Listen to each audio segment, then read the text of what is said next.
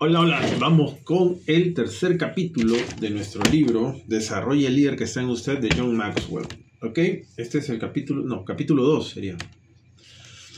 La clave de liderazgo, prioridades.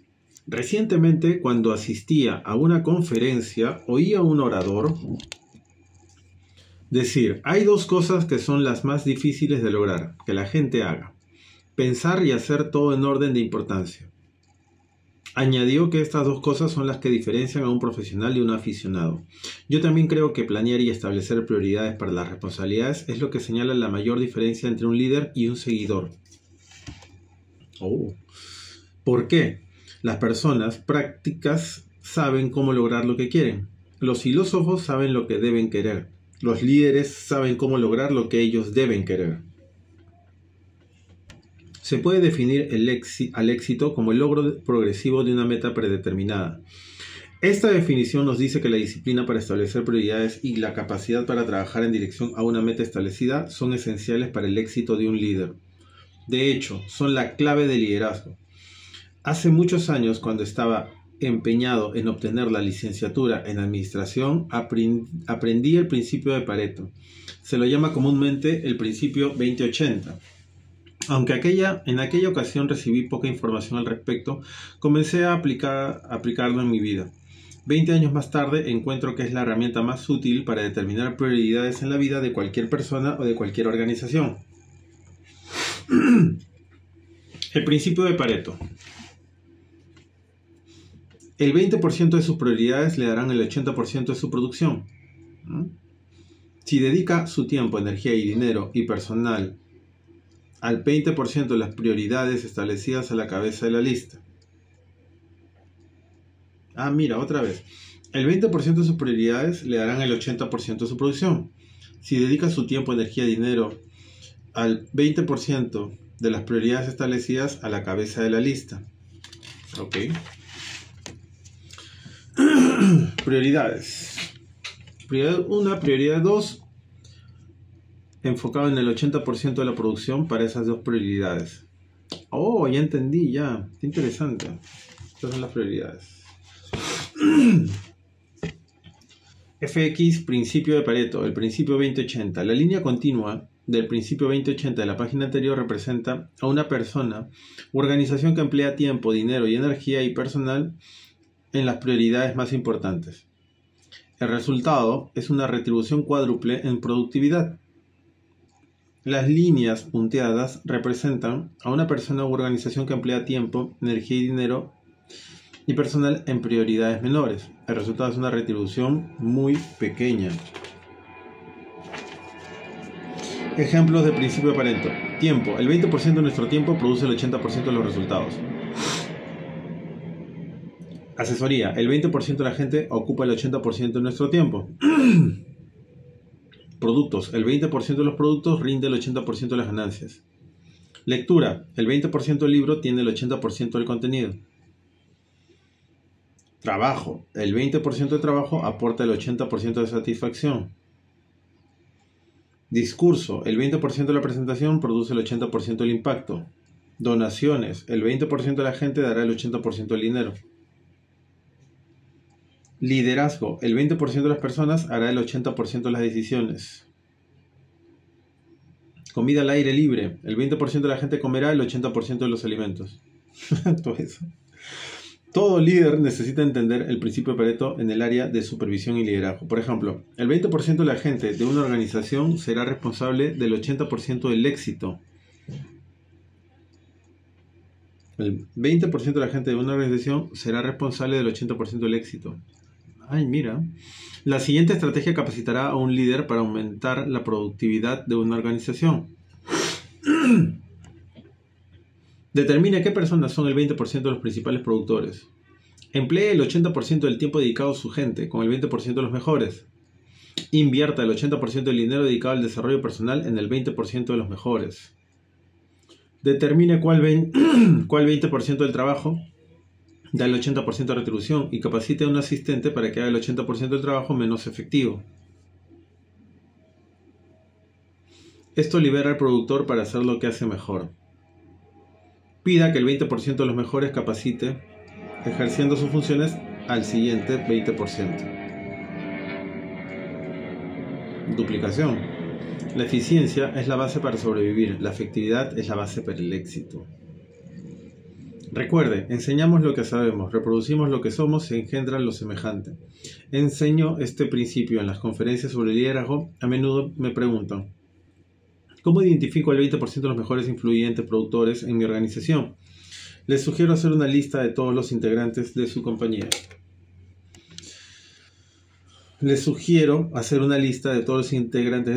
O departamento. Luego, hágase esta pregunta pensando en cada persona. Si esta persona ejerce una acción negativa contra mí o me quita el apoyo, ¿cómo será el impacto que producirá?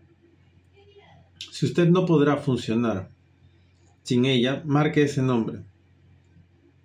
Si la persona le ayuda o lo perjudica, pero no puede hacerle mella en términos de su capacidad para hacer las cosas importantes, entonces no ponga una marca en ese nombre.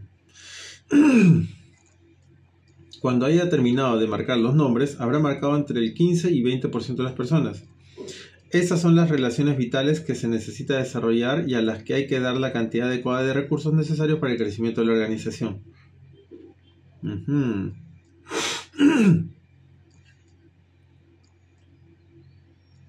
No importa cuán duro trabaja, sino cuán inteligente trabaja.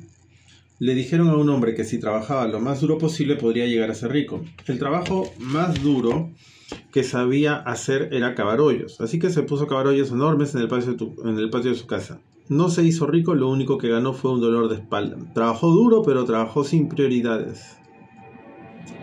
Organícese o agonice. La habilidad para hacer juegos malabares con 3 o 4 proyectos de alta prioridad y obtener éxito es un requisito obligatorio en cada líder.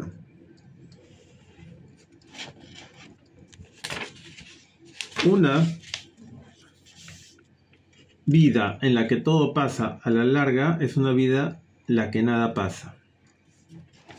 Asigne tipo de prioridades a las tareas. Suma importancia, suma urgencia, aborde esos proyectos primero.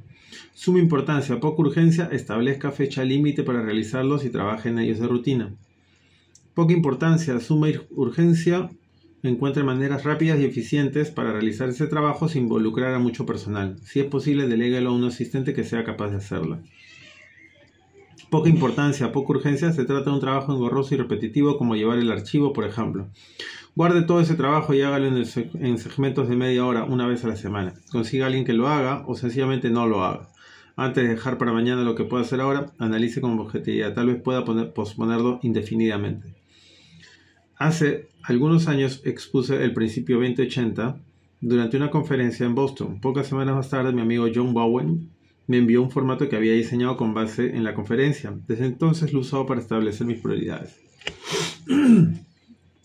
Desarrollo, acá está perfecto. Pareto, la fecha, llamadas que hacer, realizadas.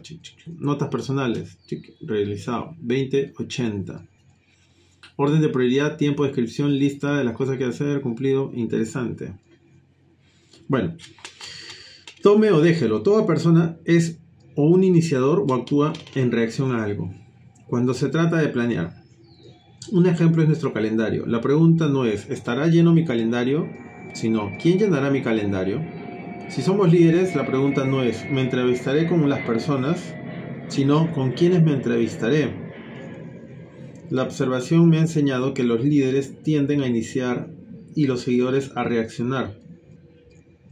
Por eso la pregunta es no si iré al evento, no, ¿con cuántos iré al evento?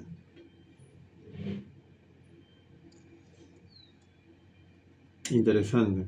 O sea, ya dar por definido que sí va a pasar, sí o sí, nada más. Solamente cómo va a pasar. Líderes inician, los seguidores reaccionan. Líderes dirigen, toman el teléfono y establecen contacto. Seguidores escuchan, esperan que suene el teléfono. Líderes emplean tiempo para planear, anticipan los problemas. Seguidores viven al día, reaccionan ante los problemas. Líderes invierten tiempo en las personas. Seguidores pasan tiempo con las personas. Líderes llenan el calendario con prioridades. Seguidores, llenan el calendario con tareas solicitadas. Evalúe o quédese estancado. Un veterano en muchos años de experiencia en la toma de decisiones me dio este sencillo y breve consejo. Decida qué hacer y hágalo. Decida qué no hacer y no lo haga. La evaluación de prioridades, sin embargo, no es tan sencilla. Muchas veces las opciones no son blancas o negras, sino de muchos tonos grises. He descubierto que lo último que uno sabe es que debe poner en primer lugar.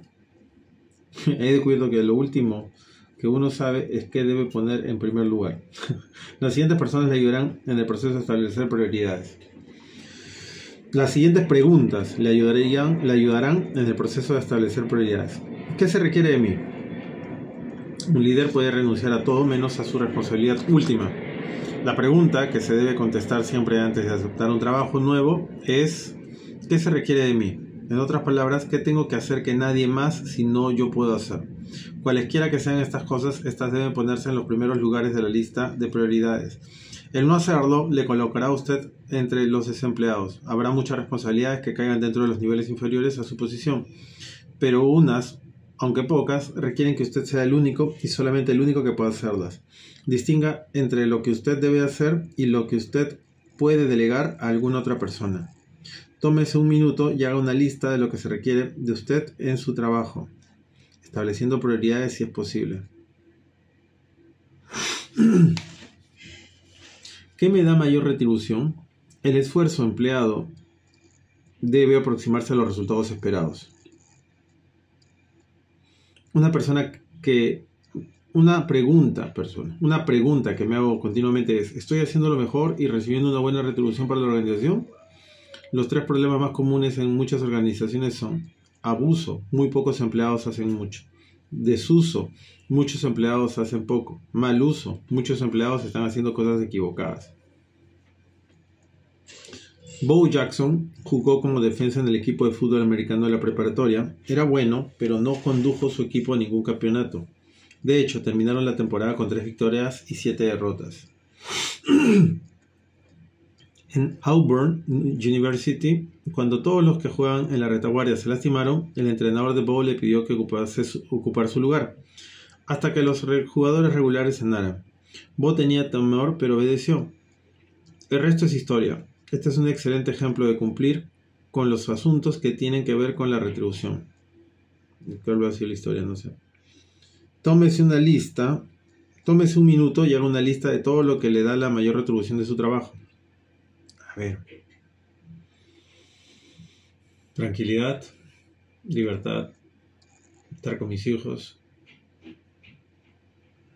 paz.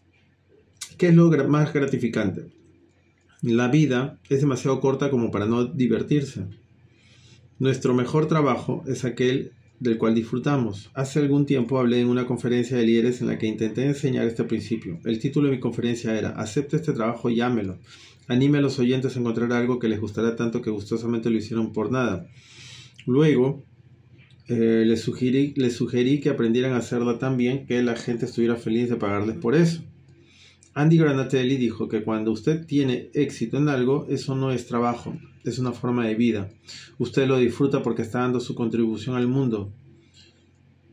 Yo le creo. Tómese un minuto y haga una lista de lo que es más satisfactorio en su trabajo. Acá como que estamos hablando cosas ya prácticas, ¿no?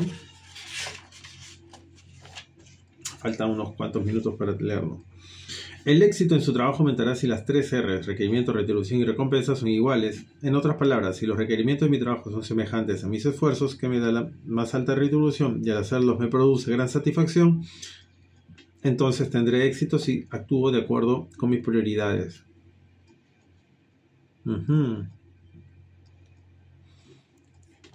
Principios para establecer prioridades. Las prioridades nunca permanecen estancadas. Las prioridades cambian y demandan atención continuamente.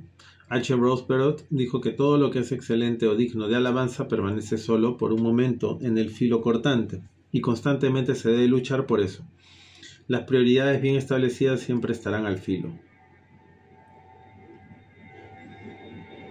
Evalúe. Cada mes revise las 3 R's: requerimientos, retribución y recompensa. ¿Se acuerdan, no? El éxito de su trabajo aumentará si las 3 R's, requerimientos, retribución y recompensa, son iguales.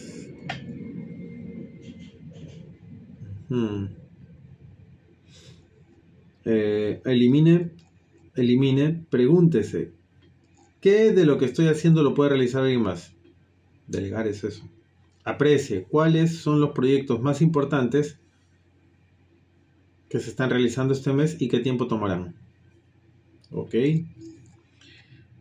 Entonces esas serían las prioridades. Eso es lo que debo hacer: evaluar, eliminar y apreciar.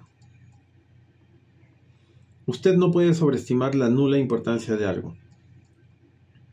Me encanta este principio, es un poco exagerado, pero se necesita hablar de él. William James dijo que el arte de ser sabio es el arte de saber qué pasa, es el arte de saber qué pasar por alto. Lo insignificante y lo mundano roban mucho de nuestro tiempo. La mayoría vive para las cosas equivocadas.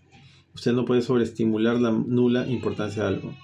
El doctor Anthony Campolo nos habla de un estudio sociológico en el que a 50 personas de más de 95 años les hicieron una pregunta. Si pudiera vivir su vida otra vez, ¿qué cosa haría de diferente manera? Era una pregunta abierta y estos ancianos dieron múltiples respuestas. Sin embargo, 3 respuestas se repitieron constantemente y predominaron en el estudio. Las 3 respuestas fueron: si tuviera que hacerlo otra vez más, si tuviera que hacerlo otra vez, reflexionaría más. Si tuviera que hacerlo otra vez, me arriesgaría más. Si tuviera que hacerlo otra vez, haría más cosas que continuarán viviendo después de que yo muriera. Si tuviera que hacerlo otra vez, haría más cosas que continuarán viviendo después de que yo muriera. A una joven concertista de violín le preguntaron cuál era el secreto de su éxito. Ella respondió: descuido planeado. Luego explicó: cuando estaba en la escuela había muchas cosas que demandaban mi tiempo. Cuando iba a mi cuarto después del desayuno, tendía mi cama, arreglaba la habitación, barría y hacía cualquier cosa que me llamara la atención. Después corría a mi práctica de violín. Me di cuenta que no estaba progresando como pensaba que debería, así que cambié el orden de las cosas. Hasta que terminaba mi tiempo de práctica, deliberadamente descuidaba todo lo demás. Creo que mi éxito se debe a ese programa de descuido planeado.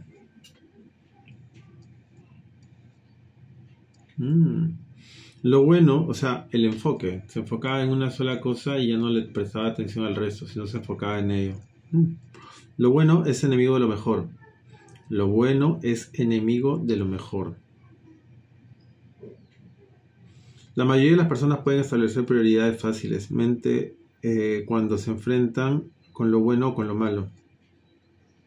El problema surge cuando nos enfrentamos con 2 cosas buenas. ¿Qué debemos hacer? ¿Qué hacer si ambas cosas llenan todos los requerimientos, tienen retribución y nos recompensan por nuestro trabajo?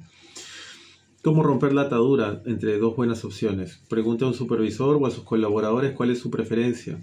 Alguna de las opciones puede ser manejada por alguien más. Si es así, delégale y trabaje en la que solo usted pueda hacer. ¿Qué opción sería de mayor beneficio para el cliente? A menudo somos como el comerciante que se empeñaba tanto en mantener limpia la tienda que nunca abría la puerta. La verdadera razón para tener una idea es para que entre los clientes, no para tenerla limpia. La verdadera razón para tener una tienda es para que entren los clientes, no para tenerla limpia. Tome su decisión basándose en el propósito de la organización. El guardián de un faro que trabajaba en una sección rocosa de la costa recibía su nuevo suministro de petróleo una vez al mes para mantener la luz encendida. Como no estaba muy lejos de la orilla, tenía frecuentes visitas. Una noche, una mujer de la aldea le rogó que le diera un poco de petróleo para mantener el calor de su hogar. En otra ocasión, un padre le pidió un poco para su lámpara. Otro necesitaba un poco de petróleo para lubricar una rueda. Como todas las peticiones le parecían legítimas, el guardián del faro trató de agradar a todos y les concedió lo que pedían. Al final del mes notó que le quedaba muy poco petróleo. Pronto, este se terminó y el faro se apagó. Esta noche, varios barcos chocaron contra las rocas y se perdieron muchas vidas. Cuando las autoridades investigaron, el hombre estaba muy arrepentido. Ante sus excusas y lamentaciones, la respuesta de ellos fue: le hemos dado petróleo solamente con un propósito, mantener el... Ante sus excusas y lamentaciones, la respuesta de ellos fue: le hemos dado petróleo solamente con un propósito, mantener el faro prendido. Usted no puede tenerlo todo. Cada vez que mi hijo Joel Porter y yo entrábamos a una tienda, le decía, no puedes tenerlo todo. Como a muchas personas, a él le es muy difícil eliminar cosas de su vida. El 95% para lograr algo consiste en saber lo que se quiere. Hace muchos años leí este poema de William H. Hudson. El que busca una cosa y solamente una tiene la esperanza de encontrarla antes de que la vida termine. Pero el que busca todas las cosas donde quiera que va obtendrá de todo lo que siembra, una cosecha estéril de remordimiento. Dolió. Pero el que busca todas las cosas donde quiera que va, obtendrá de todo lo que siembra una cosecha estéril de remordimiento. Por no haber logrado miércoles. Un grupo de personas se preparaba para ascender a la cumbre de Mont Blanc en los Alpes franceses. La noche anterior a la ascensión, un guía francés explicó cuál era el principal prerequisito para el éxito. Dijo, para llegar a la cima deben portar solamente el equipo necesario para la ascensión. Deben dejar atrás todos los accesorios innecesarios. Ascender es difícil. Un joven inglés no estuvo de acuerdo y a la mañana siguiente apareció con una manta de colores brillantes bastante pesada, grandes trozos de queso, una botella de vino, un par de cámaras con varias lentes colgando de su cuello y unas barras de chocolate. El guía le dijo, nunca llegará con todo eso, debe llevar lo absolutamente necesario para ascender. Pero voluntarioso como era, el inglés decidió ascender por su propia cuenta, para demostrar al grupo que podía hacerlo. El grupo siguió su marcha bajo la dirección del guía, cada uno llevando solo lo absolutamente necesario. El camino hacia la cima de Mont Blanc comenzaron a encontrar cosas que habían sido abandonadas. Primero encontraron una manta de colores brillantes, luego unos trozos de queso, una botella de vino, equipo fotográfico y barras de chocolate. Cuando por fin llegaron a la cima, el inglés ya estaba ahí. Sabiamente había dejado todo lo innecesario a lo largo del camino. Demasiadas prioridades nos paralizan. Todos nosotros hemos visto nuestros escritorios llenos de memos y papeles. Hemos oído sonar el teléfono y hemos visto abrirse la puerta, todo al mismo tiempo. ¿Recuerda el sudor frío que se siente? William H. Hudson nos explica por qué los domadores llevan una silla cuando entran a la jaula de los leones. Tienen sus látigos, por supuesto, y también sus pistolas. Hudson dice que la silla es el instrumento más importante del entrenador. La sostiene por el respaldo y apunta las patas hacia la cara de la fiera. Los que saben de esto dicen que el animal trata de concentrar su atención en las 4 patas a la vez. En el intento de concentrarse en las 4 le sobreviene una especie de parálisis y se vuelve dócil, débil e incapaz, porque su atención está fragmentada. Ahora tendremos una mayor empatía por los leones. Un día Sherry, una de los miembros más productivos del personal de apoyo de alto nivel, vino a verme. Se veía exhausta.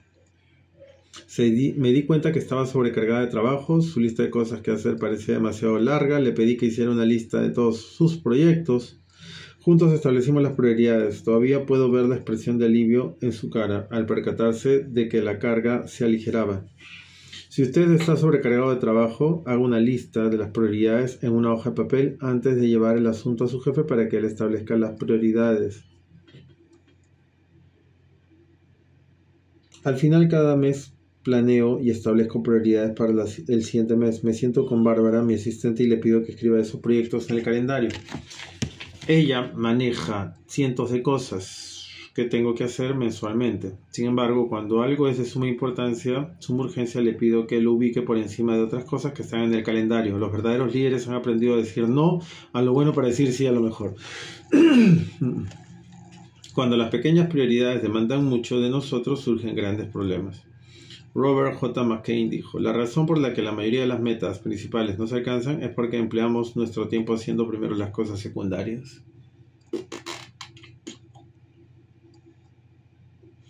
Hace algunos años, un titular de prensa hablaba de 300 ballenas que murieron repentinamente. Las ballenas perseguían sardinas y se quedaron varadas en una bahía.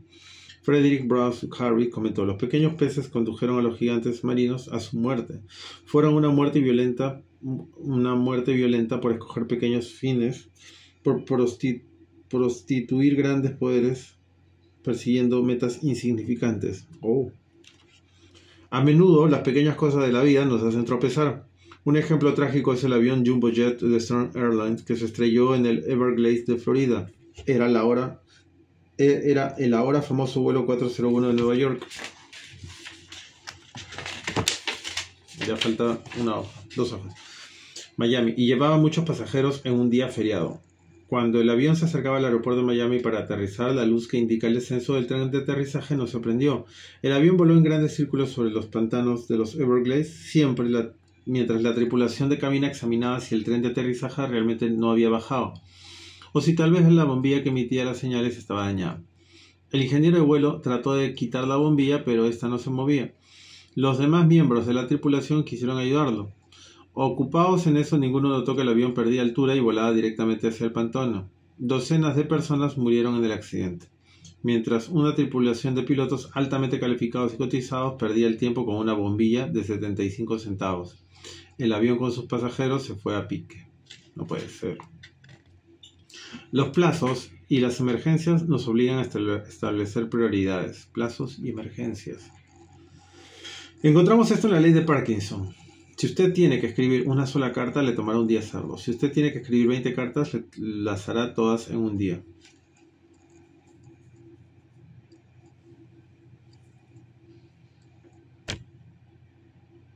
¿Cuál es el tiempo en que somos más eficientes en el trabajo? La semana anterior de las vacaciones. ¿Por qué no podemos vivir y trabajar de la manera como lo hacemos la semana antes de dejar la oficina, tomando las decisiones, arreglando el escritorio, devolviendo las llamadas? En condiciones normales somos eficientes, hacemos las cosas correctamente. Cuando nos sentimos presionados por el tiempo o las emergencias, nos volvemos efectivos. Hacemos las cosas debidas. La eficiencia es el fundamento para la supervivencia. La efectividad es el fundamento para el éxito. Efectividad. Hay que ser efectivos. En la noche del 14 de abril del 1912, el gran transatlántico Titanic chocó contra un iceberg en el Océano Atlántico y se hundió, causando la pérdida de muchas vidas. Una de las anécdotas más curiosas que se contaba en ese desastre es la de una mujer que consiguió un asiento en uno de los botes salvavidas. Preguntó si podía regresar a su camarote por algo que se había olvidado y le dieron exactamente 3 minutos para hacerlo. Corrió por los pasillos pisoteando dinero y piedras preciosas tiradas por todas partes, que los pasajeros en su prisa habían dejado caer. Ya en su camarote pasó por alto sus propias joyas y en vez de ellas tomó 3 naranjas. Entonces volvió rápido a su lugar en el bote. Solo unas horas antes hubiera sido ridículo pensar que ella hubiera aceptado una canasta de naranjas a cambio siquiera de uno de sus más pequeños diamantes. Pero las circunstancias habían transformado de repente todos los valores a bordo del barco. La emergencia había clarificado sus prioridades. Comer. Muy a menudo aprendemos muy tarde lo que es verdaderamente importante. Somos como aquella familia que estaba harta del ruido y del tráfico de la ciudad y decidió mudarse al campo y tratar de vivir en espacios abiertos más amplios. Con la intención de criar ganado, compraron un rancho. Un mes más tarde, algunos amigos fueron a visitarlos y les preguntaron cuál era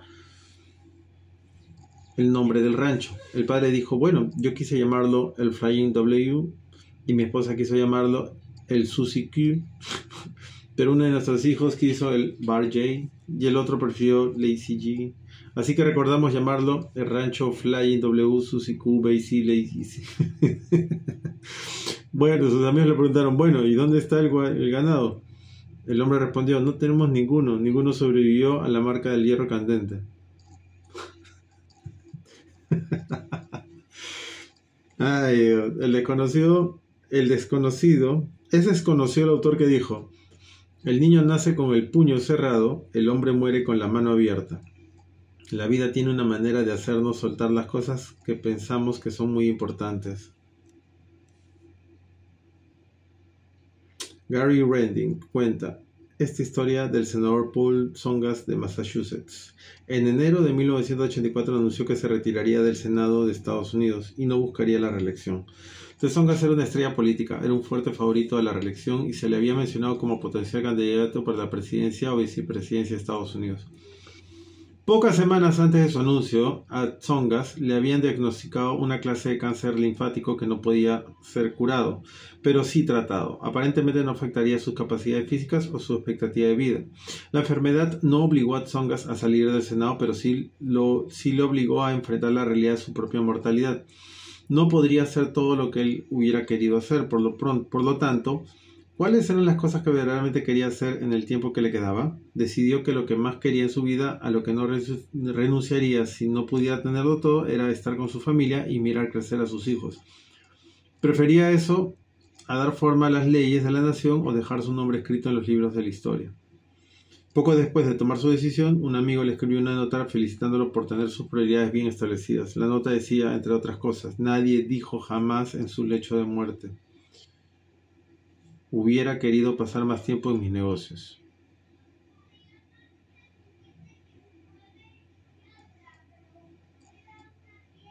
Esto te da sentido de vida. Te hace dar sentido, ¿no? Interesante. Sentido, ¿cuál es tu prioridad? Éxitos. Mañana seguimos con el capítulo 3.